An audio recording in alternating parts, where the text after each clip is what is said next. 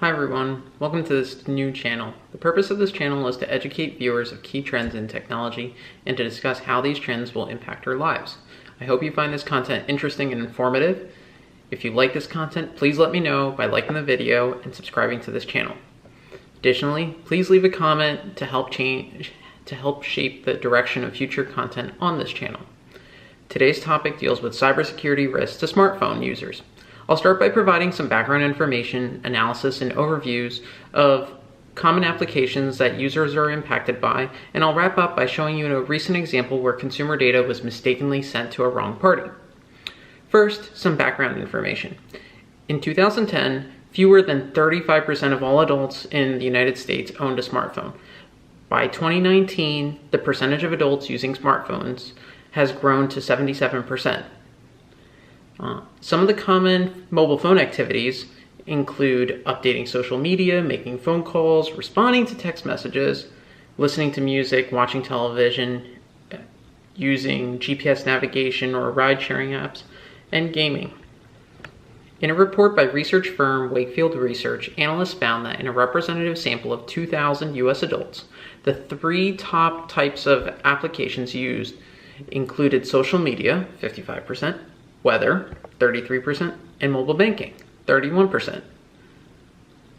In this regard, we see how interconnected our physical lives have become with our digital presences. As consumers increasingly adopt mobile banking, the way in which we as consumers interact with traditional banking tools has changed. In one survey, 91% of mobile banking users indicated that they prefer to use mobile banking applications over going to a physical bank location. Now that we've covered some background information, let's discuss the types of applications that researchers are particularly concerned about. A report by the cybersecurity firm Arxan described vulnerability issues that are endemic across a broad spectrum of mobile financial services applications. In their analysis, Arxan uncovered security deficiencies in widely used applications, spanning a range of service sectors: retail banking, credit card issuers, mobile payments, HSA banks, retail brokerage companies, health insurers, auto insurers, and cryptocurrency service providers. It's important to highlight that improper cybersecurity implementation can enable attackers to steal consumer login information and obtain access to personal information retained on a user's device. In the course of their examination, Arxan analyzed the protective capabilities of 30 different software applications found on the Google Play Store, of which they were able to reverse engineer nearly all of the applications using commonly available software tools. The key vulnerabilities identified include a lack of binary protections. 97% of all those apps lacked binary code protection, making it possible to reverse engineer or decompile the applications, exposing their source code to analysis and tampering.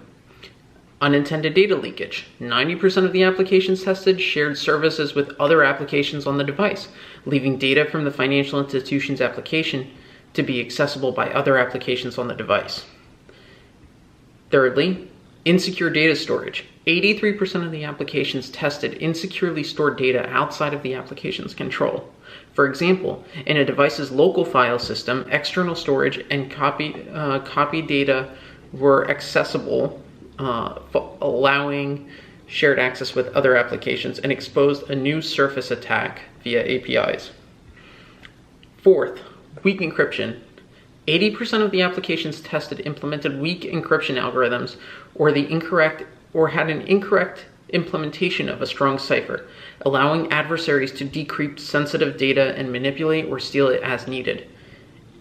Fifth, insecure random number generation. 70% of the applications used an insecure random number generator, which is a type of security measure that relies on random values to restrict access to a sensitive resource, making the values easily guessed and hackable.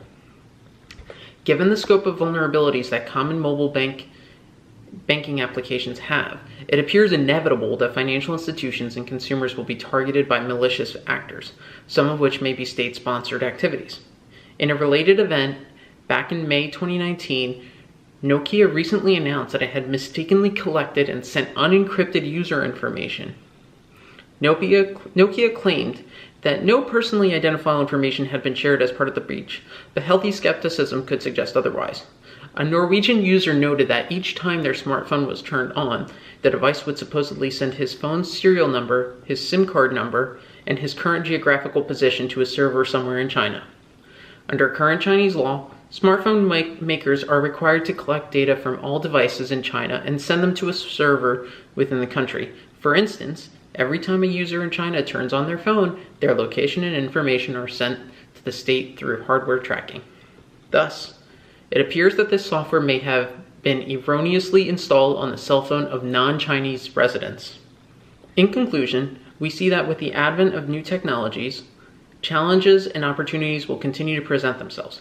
Mobile banking technology can simplify our lives and give us more time to pursue more meaningful interests, but it may also present unique challenges depending on how much we incorporate it into our smartphone and into our lives. Having awareness for these challenges can enable consumers to identify a service provider that meets our needs. Thank you for tuning into this video. I hope you enjoyed it. Until next time.